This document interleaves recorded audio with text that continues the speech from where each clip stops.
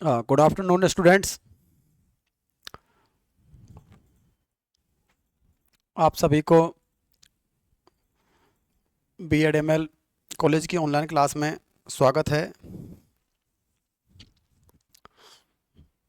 Manjeet Kumar, good afternoon बेटा। आज अपना चट्टान जो टॉपिक है उसका लास्ट सब टॉपिक हम कराएंगे। आज आपका जो चट्टान टॉपिक है उसको समाप्त करने की कोशिश करेंगे। हाँ बेटा, अवसादी चट्टान हमारी चल रही थी और अवसादी चट्टान में हम लोगों ने रासायनिक आधार पर अवसादी चट्टानों का जो वर्गीकरण था वो हमने लास्ट टॉपिक पढ़ा था। और रासायनिक आधार पर जो हमने कुछ चट्टानें आपको बताई थी, जैसे ये डोलोमाइट है, ये किस किस से बनता है? कैल्शियम और मैग्नीशियम, लोहा, मैग्नीशियम और कैल्शियम कार्बोनेट, सॉरी कैल्शियम, इन तीनों तत्वों से मिलकर जो पत्थर बनता है उसे लाल बलुआ पत्थर कहते हैं। कैल्शियम और पोटेशियम से जो बनता है उसे जिप्सम कहते हैं। जिप्सम देखा है ना बेटा आप लोगों ने, अपने काम आता है, खेतों में किसान यूज करते हैं। जब खेतों में क्षारीयपन की मात्रा या अम्लीयता की मात्रा ज़्यादा हो जाती है तो हम कई बार खेतों में जिप्सम देते हैं,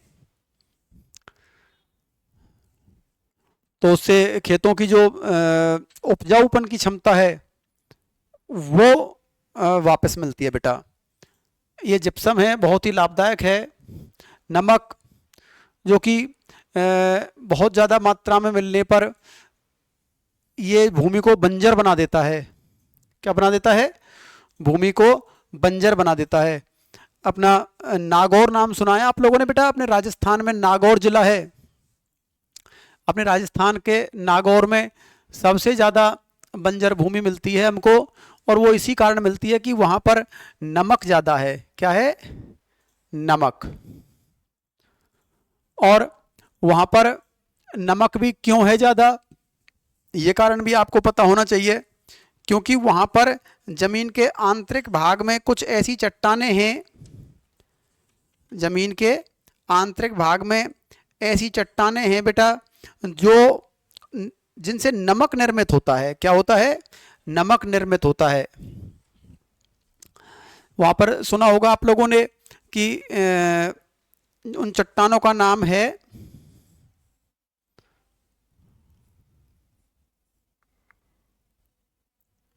नमक, जिनसे मिलता है माइकोसिस्ट चट्टान। कौन सी है? माइकोसिस्ट चट्टान। नमक की जो चट्टानें हैं उनका नाम है माइकोसिस्ट चट्टान।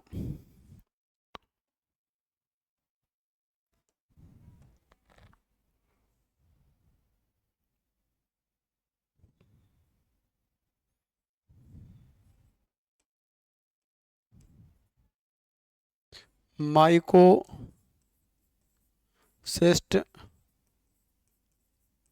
चट्टानें, ये नागौर जिले में जमीन के आंतरिक भाग में ये चट्टानें हैं। जब सूर्य का प्रकाश इन चट्टानों पर पड़ता है, देखो ये चट्टानें हैं बेटा, ये माइकोसिस्ट, जब ये माइकोसिस्ट चट्टानें पर सूर्य का प्रकाश आता है, ये क्या है? सूर्य की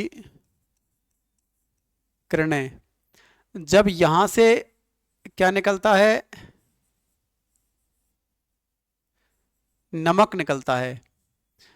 नमक, देखो आप लोगों ने देखा होगा ना, जब नमक का कट्टा होता है तो नमक के कट्टे पर उसको धूप में पटक देते हैं तो उस प्रकाश से नमक उस कट्टे में से बाहर आ जाता है। आप लोगों ने देखा होगा नमक के कुछ झाग से ऐसे कुछ पदार्थ नमक जैसा वो कट्टे के अंदर से बाहर निकलता है धूप पड़ने पर। तो बेटा वही चीज़ें यहाँ होती हैं। जब ये चट्टान गर्म होती है अंदर तक तो इनसे क्या होता है, ऊपर एक नमक के कण निकलते हैं। उन कणों को ही लेके नमक बनाया जाता है। जो कंपनियां हैं, नमक निर्माण की कंपनियां हैं, वो यहाँ इनका नमक उत्पादन करती हैं। ऐसे ही बेटा जब बरसात होती है या कोई नदी के माध्यम से या कैसे भी झीलों के माध्यम से ये नमक बह के उन झीलों में चला जाता है, उन सागरों में चला जाता है। जैसे नागौर में सांभर झील है, तो सांभर झील में ये बह के जाता है, तो वहाँ पर एक नमक निर्माण की बहुत सारी कंपनियां उस सांभर झील में लगी हुई है, तो वो नमक सांभर झील में जाके जम जाता है, तो वह नमक का उत्पादन करती हैं। ऐसे ही नागौर में जैसे कुचामन है, डीडवाना झील है, ये नागौर की ही है बेटा, ये नमक उत्पादन की झीलें। तो इन चट्टानों से, अवसादी चट्टानों से नमक उत्पादन का कार्य भी किया जाता है।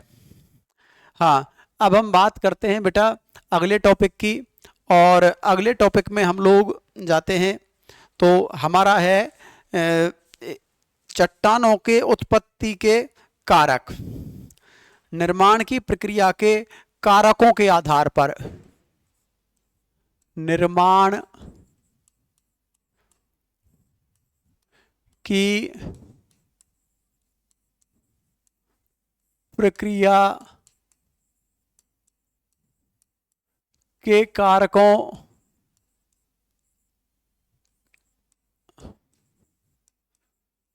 के आधार पर, निर्माण की प्रक्रिया के कारकों के आधार पर अवसादी चट्टान,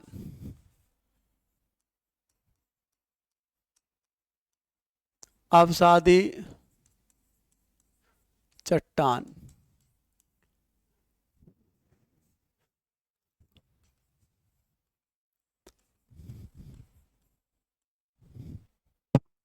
अब निर्माण की प्रक्रिया के कारक कौन कौन से हैं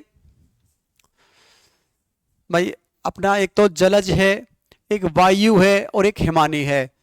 तीन कारक हमको इसके निर्माण की प्रक्रिया के कारक दिखते हैं कि इन चट्टानों का जो निर्माण होता है वो तीन प्रकार के कारक करते हैं।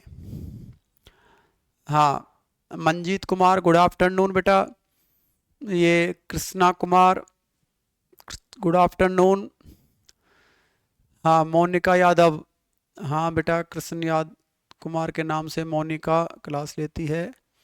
हाँ निशांत यादव गुड आफ्टरनून बेटा, Prakash good afternoon, Rajendra good afternoon बेटा। हाँ जी, सभी को मेरा गुड आफ्टरनून बेटा, जो भी क्लास ले रहे हैं। हाँ, तो नंबर एक प्रक्रिया देखते हैं हम पहले।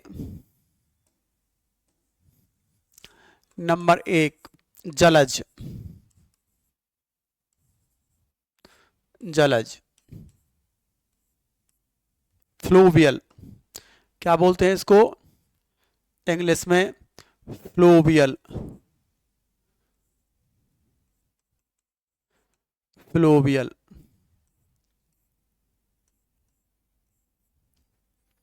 फ्लोवियल। तो फ्लोवियल जो प्रकार से जो हमारी चट्टानें बनती हैं वो किस प्रकार बनती हैं, हम उनकी बात करेंगे। जैसे इन चट्टानों को आर्गिलियंस चट्टान भी कहा जाता है। आर्गिलियंस का मतलब होता है बेटा, जैसे आर्गिल, आर्गिल का मतलब होता है चीका मिट्टी। जो चीका से बनी हुई चट्टानें होती हैं वो आर्गिलियन चट्टानें होती हैं। तो यहां पर लिख लीजिए बेटा, इन्हें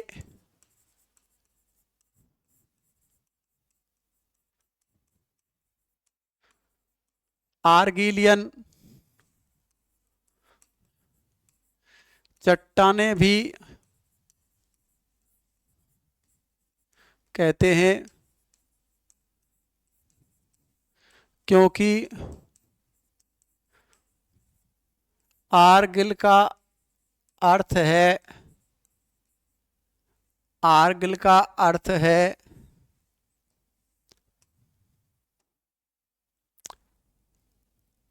चीका अर्थात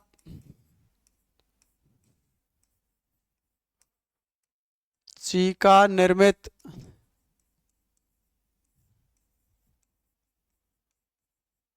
चट्टानें, चीका निर्मित चट्टानें। यह चट्टानें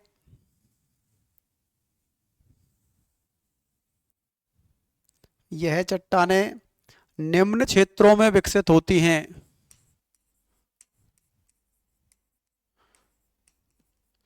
ये चट्टानें निम्न क्षेत्रों में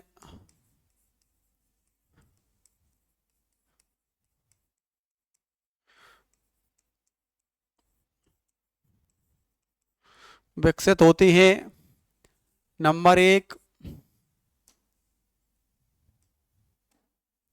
नंबर एक, सागरीय जलज चट्टानें,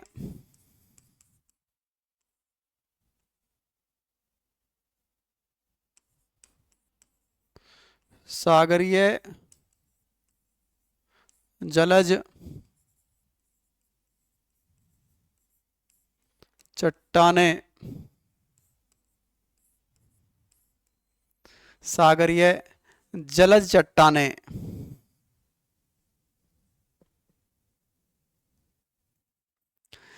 इसमें कांग्लोमरेट, इसमें कांग्लोमरेट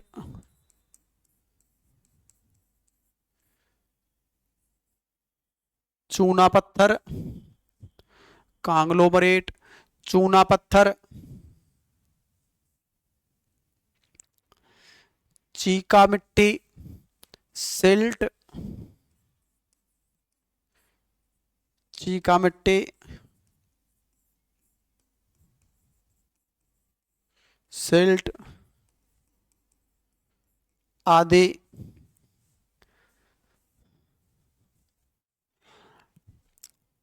चट्टानों को शामिल किया जाता है। आदि चट्टानों को शामिल किया जाता है।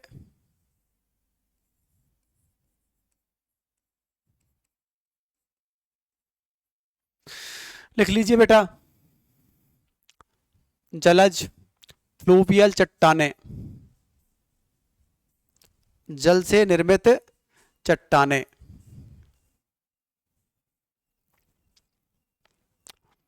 नवीन लखीवाल, गुड आफ्टरनून बेटा। हाँ, अब अगला आता है हमारा दूसरा, वायु निर्मित चट्टानें। वायु निर्मित चट्टानें, वायु निर्मित चट्टानें। अब वायु निर्मित चट्टानें कैसे होती हैं? इन्हें एओलियन चट्टानें भी कहा जाता है। इन्हें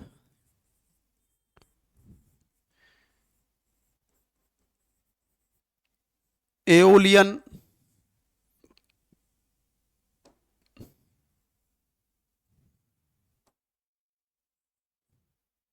एओलियन चट्टानें भी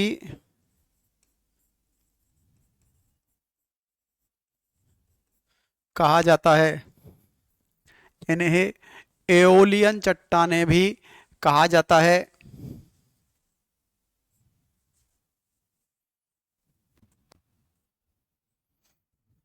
यह सिल्ट श्रेणी की चट्टानें होती हैं। ये सिल्ट श्रेणी की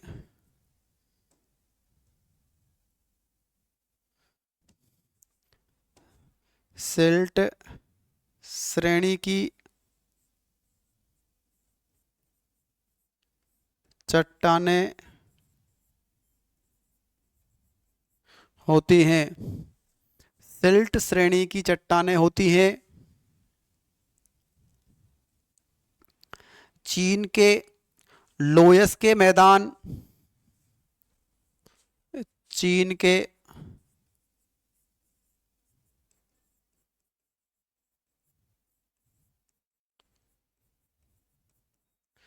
लोयस के मैदान, चीन के लोयस के मैदान, मध्य यूरोप, मध्य यूरोप,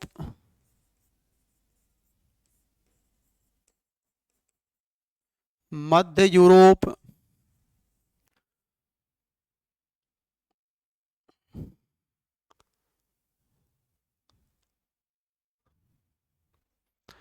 मध्य यूरोप,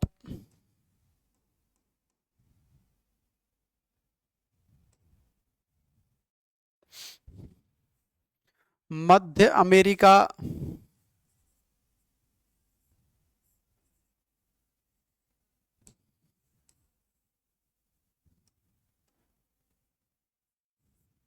मध्य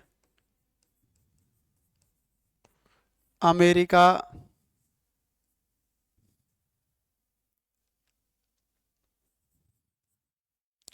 पोटवार पठार,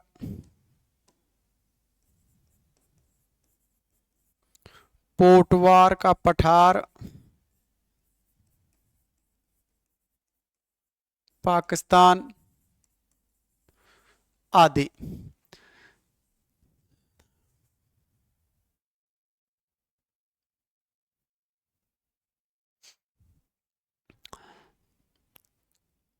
हाँ बेटा, ये लिख लीजिए, वायु के द्वारा जो निर्मित चट्टानें हैं वो विशेष रूप से कहाँ पाई जाती हैं?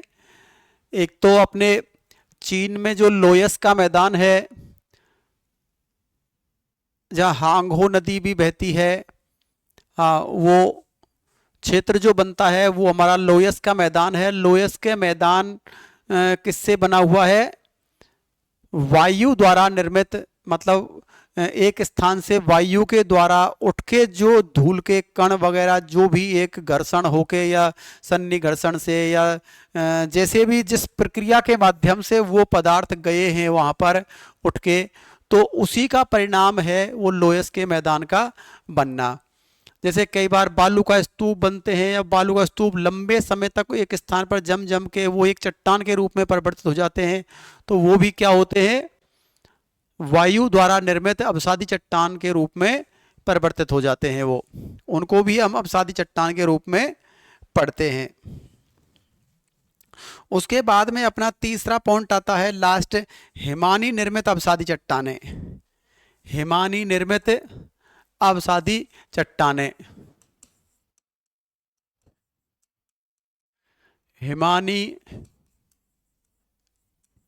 निर्मित अवसादी चट्टानें, हिमानी निर्मित अवसादी चट्टानें, इन्हें ग्लेशियल चट्टानें भी कहा जाता है। इन्हें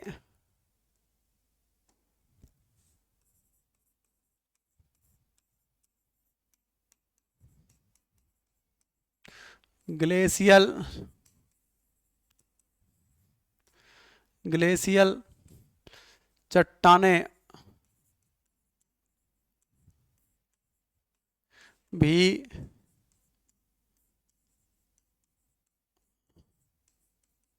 कहा जाता है।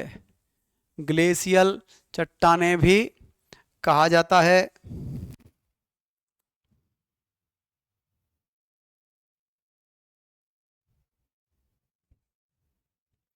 यह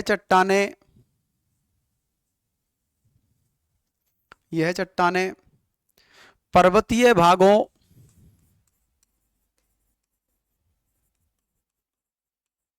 चट्टानें पर्वतीय भागों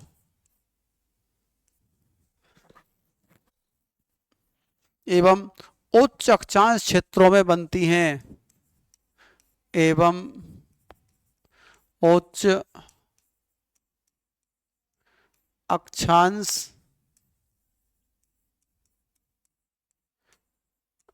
क्षेत्रों में बनती हैं। क्यों क्यों बनती हैं बेटा, एक बार बताना कि ये चट्टानें इन पर्वतीय भागों में और उच्च अक्षांशों में ही क्यों बनती हैं।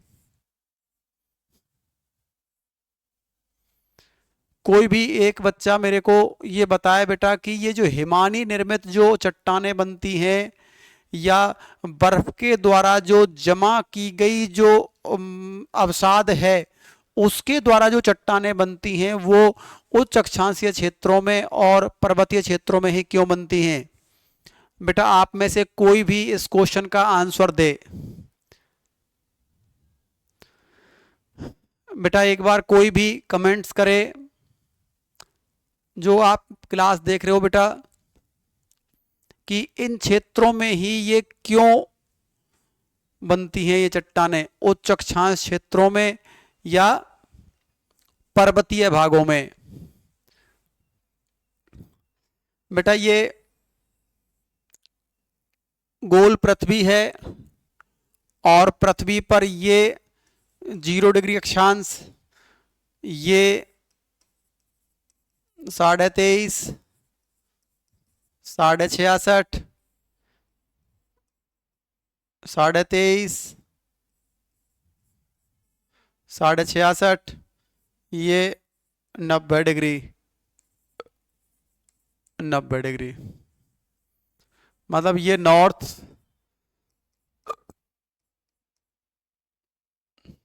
ये साउथ, साउथ, साउथ। अब उच्च अक्षांश की बात करेंगे तो बेटा ये उच्च अक्षांशी है, ये पूरा पूरा क्षेत्र। चलो यहां तक ले लेते हैं हम 40 तक का भाग, इधर भी यही 40 तक का भाग ले लें हम। इनको हम उच्च अक्षांश कहेंगे, इनको हम निम्न अक्षांश कह सकते हैं।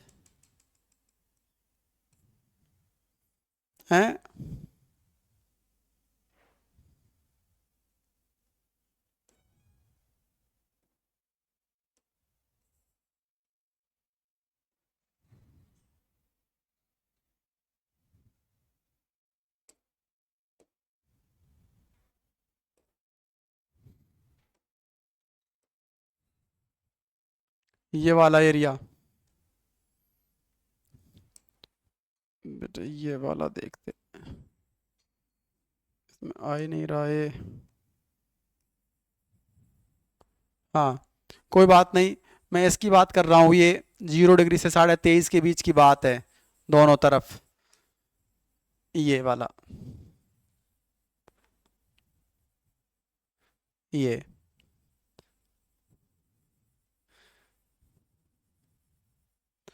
आप बताओ इन उच्च अक्षांश के क्षेत्रों में ही बर्फ क्यों पड़ती है।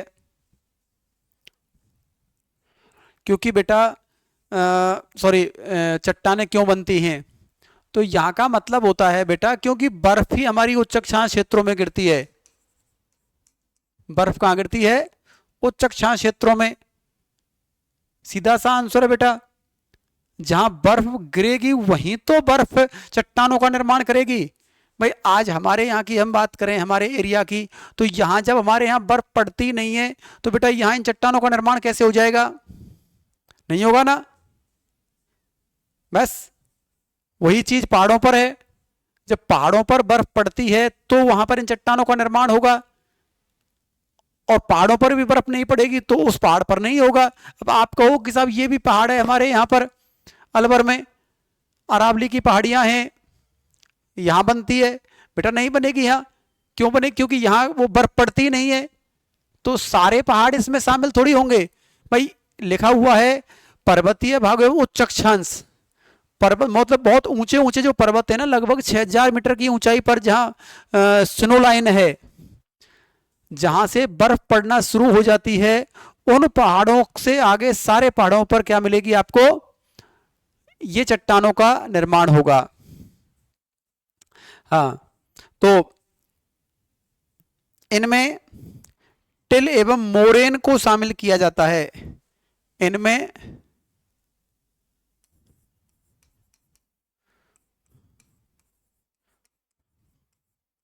इनमें टिल एवं मोरेन,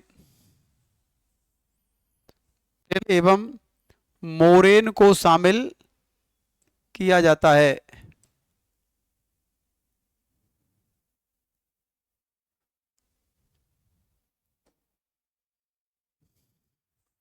मोरेन को शामिल किया जाता है।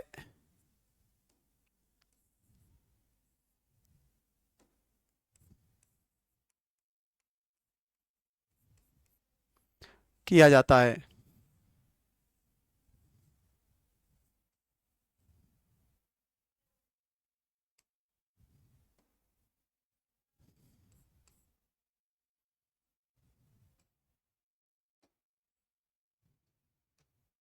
हम्म।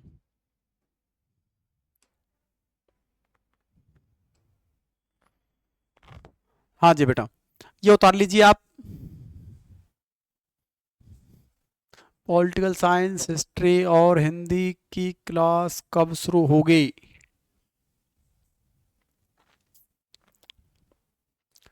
बेटा मेरा तो यही जवाब रहता है कि, क्योंकि अब आप भी कहने लग जाओगे कि सर तो यही जवाब देते हैं कि शीघ्र शुरू होंगी, शीघ्र शुरू होंगी।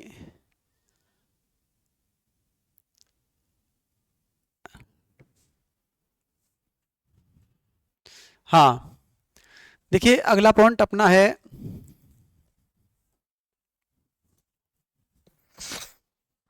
रूपांतरित चट्टानें, मेटामॉर्फिक रॉक्स।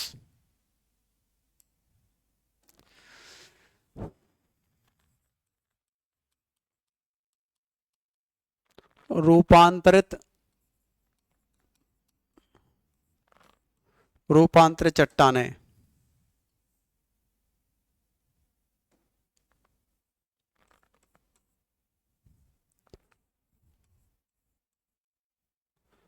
रूपांतरित चट्टानें। हाँ, ये कैसे बनती हैं बेटा, एक बार इनके बारे में समझ लीजिए। देखो जो अपनी आग्नेय चट्टान है, अवसादी चट्टान है, वो आग्नेय और अवसादी चट्टान ही उनके निक्षेपण से या उनके अपरदन से या जैसे भी वो जमीन के अंदर बहुत अधिक ताप के बढ़ने से या बहुत अधिक दाब के बढ़ने से उन चट्टानों का स्वरूप परिवर्तन होता है। कौन सी चट्टानों का? अपनी आग्नेय चट्टान और अवसादी चट्टानों का। जैसे ही उनका स्वरूप परिवर्तन होता है तो उन्हीं चट्टानों के नए स्वरूप को हम किस नाम से जानते हैं? रूपांतरित चट्टानों के नाम से जानते हैं।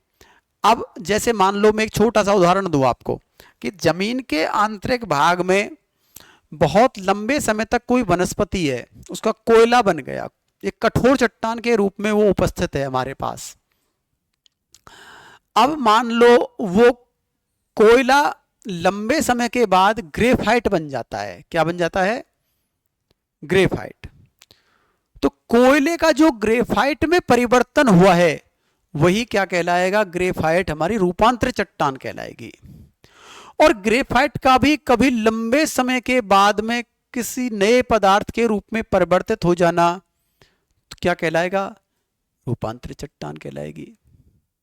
तो बेटा रूपांतरित चट्टानों में हमको यही चीज पढ़नी है कि आग्नेय की ऐसी कौन सी चट्टान थी जो स्वरूप परिवर्तन हुआ, या आग्नेय की ऐसी, सॉरी, अवसादी की ऐसी कौन सी चट्टान थी जिसका स्वरूप परिवर्तन हुआ। उन्हीं को हम क्या बोलेंगे? रूपांतरित चट्टान कहेंगे।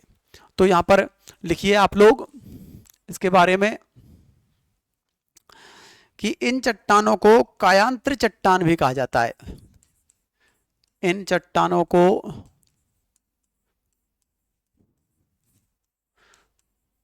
कायांतरित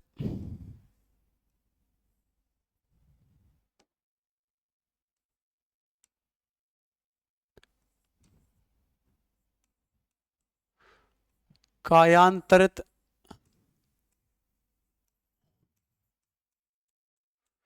चट्टान भी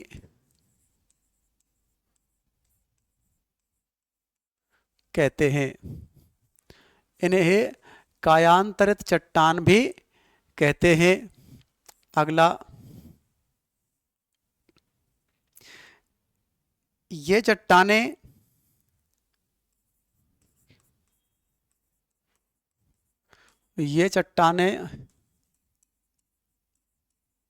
आग्नेय एवं अवसादी चट्टानों का ही परिवर्तित रूप है। आग्नेय एवं अवसादी चट्टानों का ही परिवर्तित रूप है। परिवर्तित रूप है। प्रमुख विशेषताएं,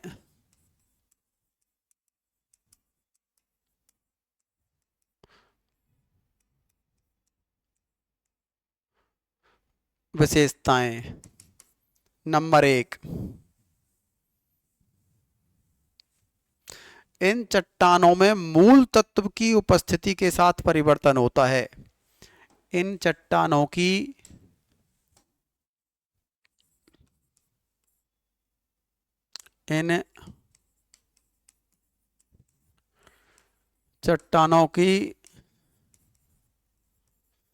मूल तत्व की मूल तत्व की उपस्थिति के साथ परिवर्तन होता है। मूल तत्व की उपस्थिति के साथ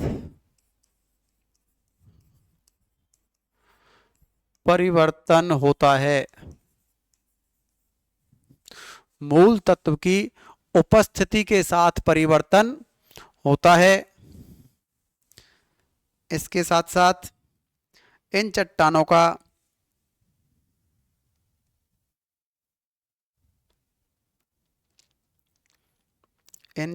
का बार बार रूपांतरण होने से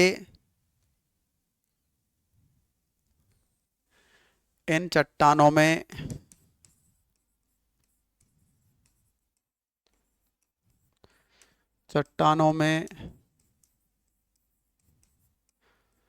बार बार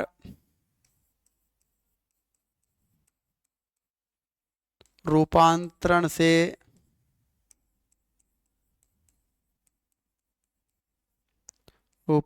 से रासायनिक परिवर्तन देखा जाता है। रासायनिक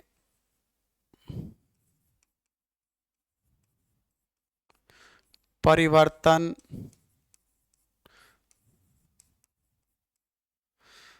देखा जाता है।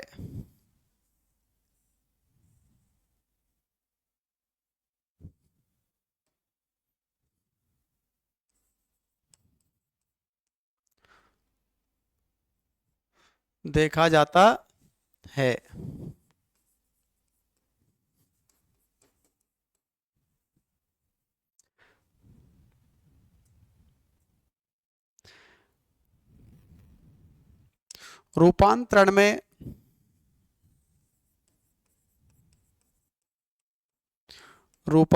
में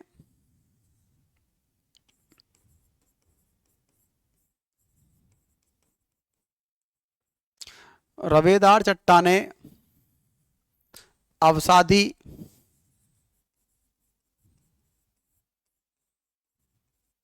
एवं अवसादी पुनः रवेदार हो जाती हैं। एवं अवसादी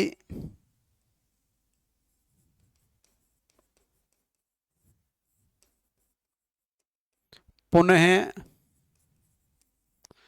रवेदार हो जाती हैं।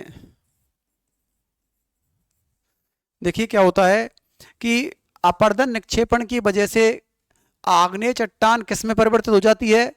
अवसादी चट्टान में परिवर्तित हो जाती है। और अवसादी चट्टान वापस आग्नेय में भी परिवर्तित हो सकती है। मतलब रवेदार चट्टान कौन सी है अपनी? आग्नेय चट्टान। उनकी विशेषताओं में लिखाया था ना मैंने आपको, तो आपके याद होना चाहिए बेटा। हाँ, उसके बाद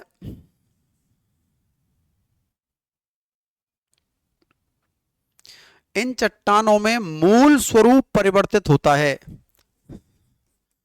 इन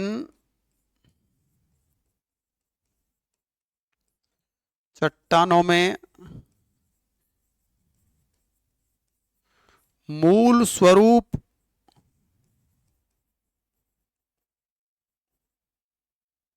परिवर्तित होता है। मूल स्वरूप परिवर्तित होता है।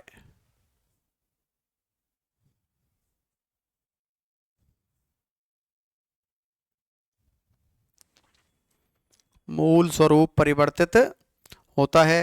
जैसे ठोस चट्टानें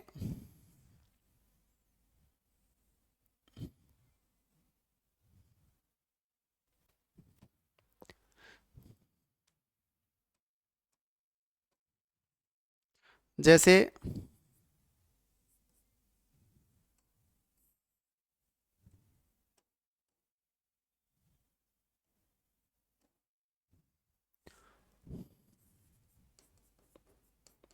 जैसे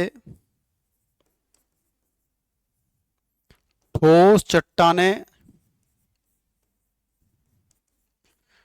कठोर हो जाती हैं।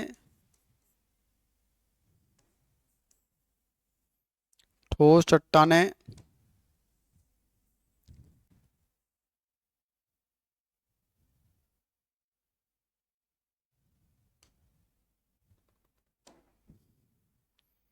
कठोर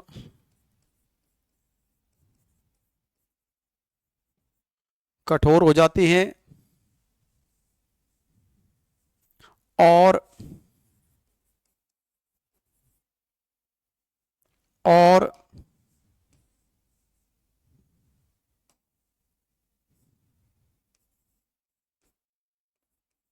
कठोर चट्टानें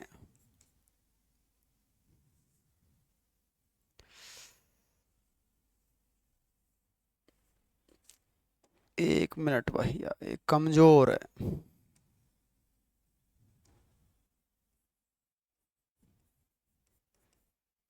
कमजोर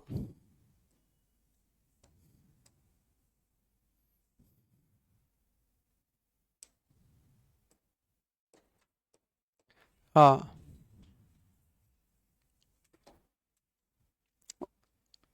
और यहां पर कमजोर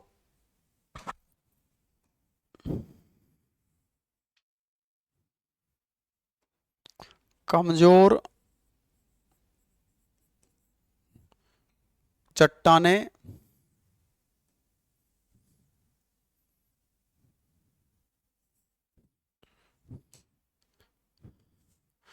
ठोस चट्टानें कमजोर हो जाती हैं और कमजोर चट्टानें ठोस हो जाती हैं।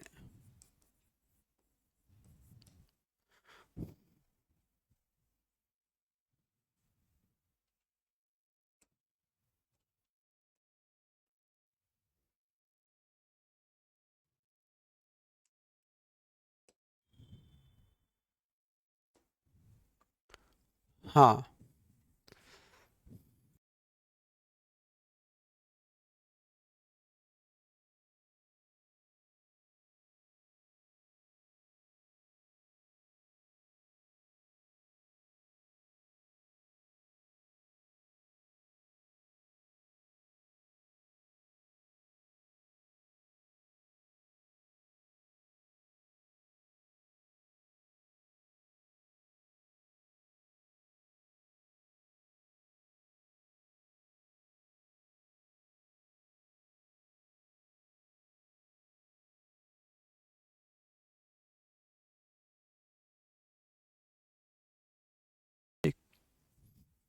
हाँ, तो ये चीज़ें आप लोग देखना कमज़ोर हो जाती हैं।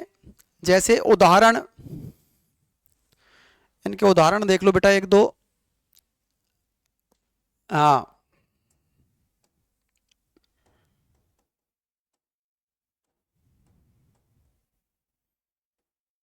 हाँ, जैसे चूना पत्थर,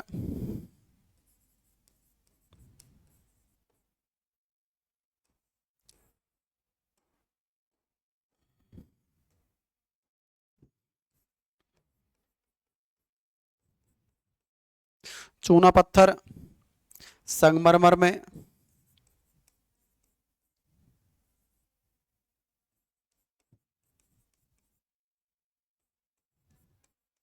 संगमरमर में परिवर्तित हो जाता है। दूसरा बालू पत्थर क्वार्टाजाइट में, बालू पत्थर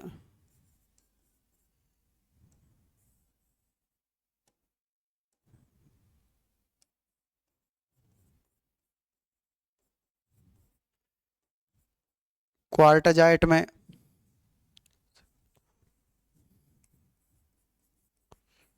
ठोस से कमजोर, और ये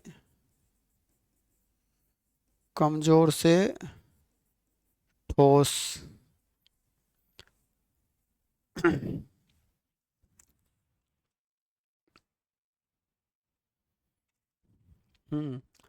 अब है अगला रूपांतरण के कारण। रूपांतरण के कारण क्या है? रूपांतरण का कारण, रूपांतरण का कारण क्या है? अब देखते हैं हम कि आखिर रूपांतरण होता क्यों है। जैसा कि मैंने पहले बताया था कि बहुत अधिक ताप के कारण, बहुत अधिक दाब के कारण, या बहुत सारी ऐसी रासायनिक अभिक्रियाएं होती हैं कि उनकी वजह से कोई स्वरूप चेंज हो जाता है। तो ये चीज़ें हम लोग इसमें पढ़ेंगे। तो रूपांतरण के प्रमुख कारण कौन कौन से हैं? नंबर 1 लिखिए,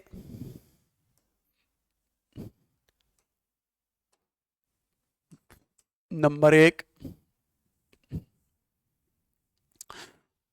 पृथ्वी पर प्राकृतिक रूप से रूपांतरण के, यही लिख लो, इसको मिटाओ पहले, पृथ्वी पर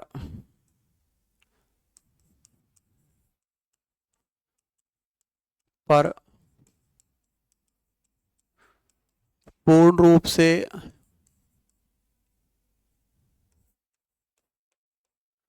रूपांतरण के मुख्य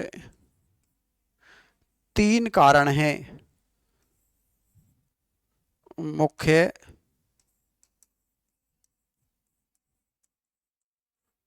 3 कारण हैं।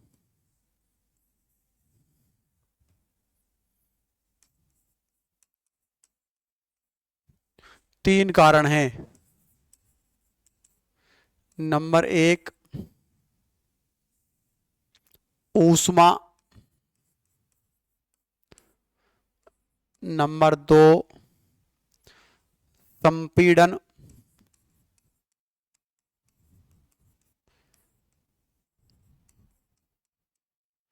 दबाव, किसी चीज पर जैसे दबाव लगता है ना, उसको संपीड़न बोलते हैं। तीसरा, घोलीकरण, सॉल्यूशन। घोलीकरण,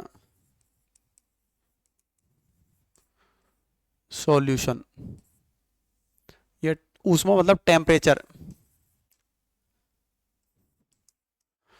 टेम्परेचर। ये चीजें हैं बेटा, ये 3 चीज किसी भी पदार्थ के पर स्वरूप को परिवर्तित करने का कार्य करता है। रूपांतरण के प्रमुख कारण बेटा। उसके बाद में अगले आप लोग देखिए, रूपांतरण के कारण के बाद रूपांतरण के, हाँ, प्रमुख प्रकार हैं। एक तो तापीय है, एक गतिज है, एक जलीय है। ये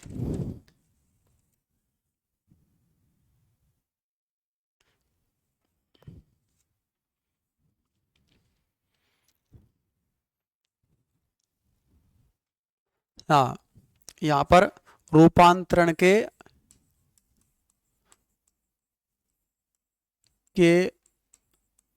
प्रकार। नंबर 1 तापीय, नंबर 2 गतिज और नंबर 3 जलीय।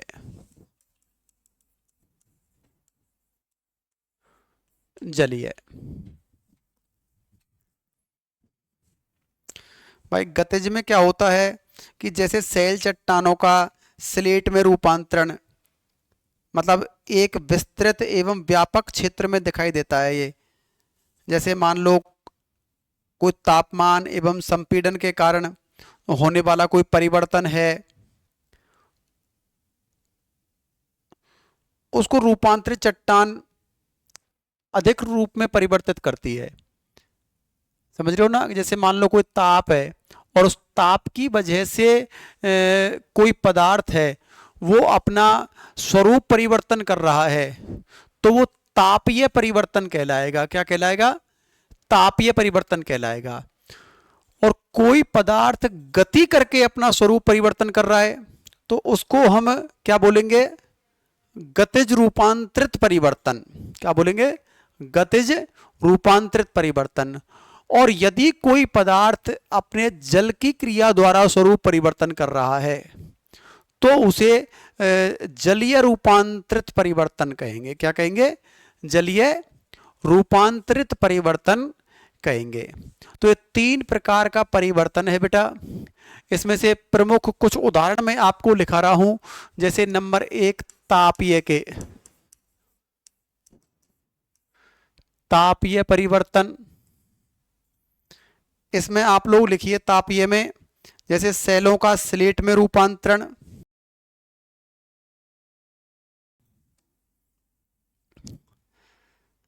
सेलों का स्लेट में परिवर्तन, सेलों का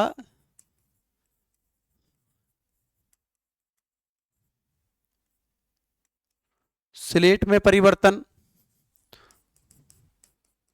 दूसरा बिटुमिनस का एंथ्रासाइट में रूपांतरण, बिटुमिनस का एंथ्रेसाइट में रूपांतरण।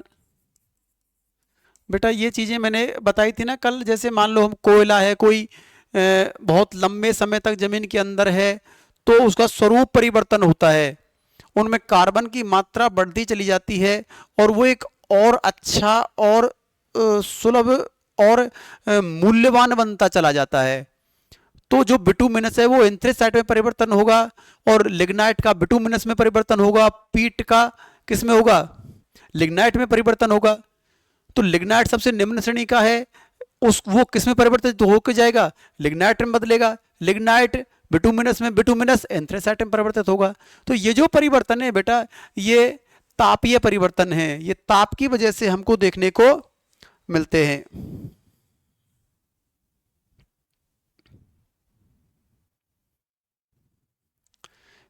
सॉरी, 1 मिनट, ये तापीय का नहीं, गतिज का है। ये किसका है? गतिज का। यहां मैं एरो लगा रहा हूं बेटा, आप इसमें देख लीजिएगा।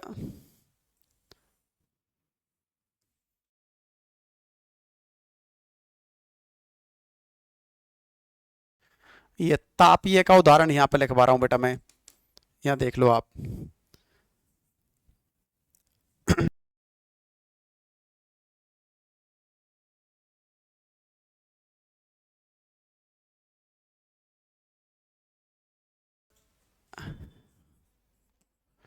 चूना पत्थर का मैग्मा में परिवर्तन, ये इसका तापीय का उदाहरण है बेटा। ठीक है ना? तो अगली चीजें हम लोग अगले दिन करेंगे बेटा। आज बस इतना ही आज के लिए। जलीय का जो स्वरूप परिवर्तन है वो हम अगली क्लास में करेंगे। ठीक है बेटा? आज के लिए बस इतना ही। सभी को बहुत बहुत धन्यवाद। Thank you.